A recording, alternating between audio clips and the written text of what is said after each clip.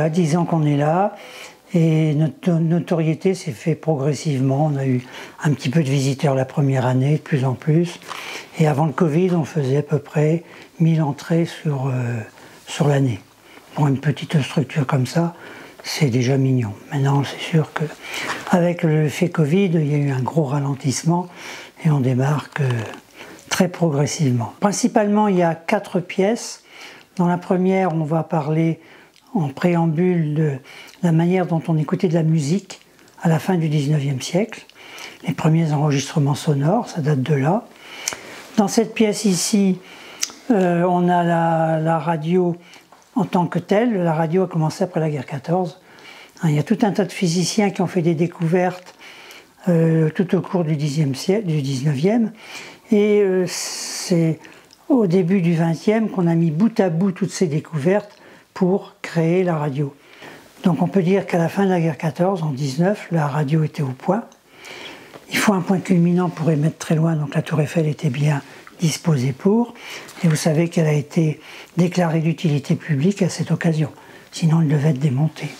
Alors les événements à venir, bon, dans 15 jours on participe à la CCFI qui organise des concerts dans le musée. Donc on fait venir un petit orchestre ici. Et ça s'appelle Black Joe et Miss Corina qui viennent jouer un petit peu du rock. On va faire une vente exceptionnelle parce qu'on a trop de choses. Donc on fera une vente au mois d'octobre, novembre, par là, pour essayer d'abord de faire de la place et ensuite de récupérer un peu de fonds parce qu'un musée comme ça coûte et on a très peu d'aide des pouvoirs publics. Donc il faut quand même qu'on se débrouille. Et notre seule source de revenus, c'est les entrées.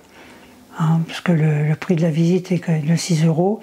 La visite dure 1h15, 1h30 à peu près, le temps d'épiloguer, de voir tout ce qu'on a dans ces différentes salles. Mais j'étais attiré par ces belles ébénisteries, par ces beaux postes, etc. Ça m'a intéressé. Et puis j'en ai acheté 1, 2, puis voilà, 3, 4, et effectivement. Sur les vides-greniers, à l'époque, dans les années 80-90, on en trouvait des quantités. Chaque dimanche matin, je revenais avec un coffre plein. Aujourd'hui, c'est plus rare, les greniers sont vides, mais il y a quand même pas mal de collectionneurs qui cèdent les collections et on en trouve toujours quand même un peu sur les marchés spécialisés. Donc on est ouvert tous les dimanches après-midi en saison, du mois de mai jusqu'au mois d'octobre, et sinon ce rendez-vous. Alors on reçoit beaucoup de scolaires aussi. Alors la visite est différente pour les jeunes que pour les adultes. On ne parle pas des mêmes choses, il faut bien les intéresser, mais on leur fait beaucoup de petites maquettes, on montrer des choses un petit peu sur l'enregistrement sonore, sur le principe des ondes radio et les transmissions. Voilà, donc je vais vous faire visiter un petit peu ce musée où on raconte les 100 ans d'histoire de la radio et 100 ans d'histoire en général, puisque on va faire un petit préambule jusqu'à partir des années, la fin du 19e siècle, de 1880, et on va ici jusqu'aux années 1980, donc ça fait bien un siècle d'histoire.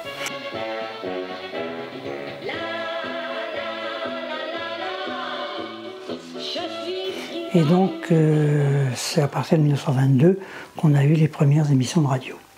Qu'est-ce que c'était qu'un poste de radio à l'époque? Eh bien voilà, il y avait des lampes, des haut-parleurs, on sortait des phonographes, parce qu'avec un pavillon, ça augmente la puissance tout simplement. Donc on sortait de là. Il fallait une source d'énergie, l'électricité n'existait pas. Donc on avait besoin de 2 ensembles de piles et de batteries comme ça pour alimenter les lampes. Les lampes, elles servent forcément à amplifier les signaux électroniques. Il fallait recevoir les ondes de l'émetteur, donc on a besoin d'un cadre comme ça. Et sur le poster, on voit bien un petit peu le tout, le cadre antenne, les lampes, les batteries, le haut-parleur. Et quand on voit la tenue vestimentaire de ces dames, on voit bien que c'est pas dans une chaumière qu'on écoutait la radio. Alors ici, on est en 1933, c'est-à-dire que ça fait 10 ans que les émissions de radio existent. On a l'électricité dans les villes principalement, donc c'est quand même un gros avantage. On peut se passer des batteries. Et la technologie s'est bien améliorée, dans le sens qu'on n'a plus qu'un bouton à tourner, et la radio s'allume par rapport à ce qu'on avait 10 ans plus tôt. C'est une révolution.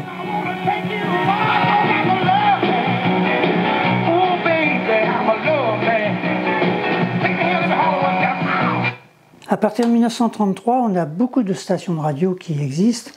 Il n'y a pas qu'à Paris, on a eu 7 ou 8, Radio Montmartre, Radio Cité, Radio Étoile. Et les stations du bout du monde, je vous disais qu'il n'y a pas de frontières.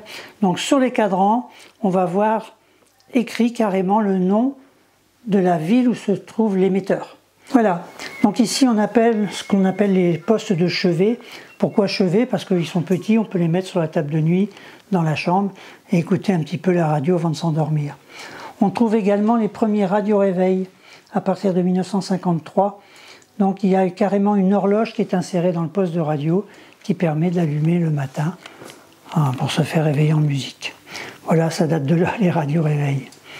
À partir de 1955, il faut savoir qu'il n'y a que 2 stations en France, France Musique et France Culture, que tout le territoire n'est pas équipé, que le récepteur de radio, il y a 2 lampes de plus, il coûte plus cher, donc il n'y a pas la panacée par la modulation de fréquence tout de suite. Il faudra attendre la fin des années 60 pour que ça se développe un petit peu plus. Voilà, puis aujourd'hui on travaille toujours avec des semi-conducteurs et tout ce qu'on veut.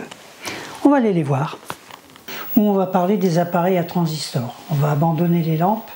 On est à peu près à partir de 1957-58. Il y a quand même eu 10 ans de cohabitation avec les transistors et les lampes. Parce qu'on n'a pas pu réaliser des postes à transistors aussi performants que ce qu'on faisait avec les lampes au début. Donc le transistor avait l'avantage d'être autonome. On peut le transporter comme ça, il marche avec des piles. C'était quelque chose de fabuleux par rapport aux gros postes à lampes qui marchaient sur le secteur. Mais on ne pouvait pas avoir les performances, la puissance là-dessus qu'on avait sur un gros poste.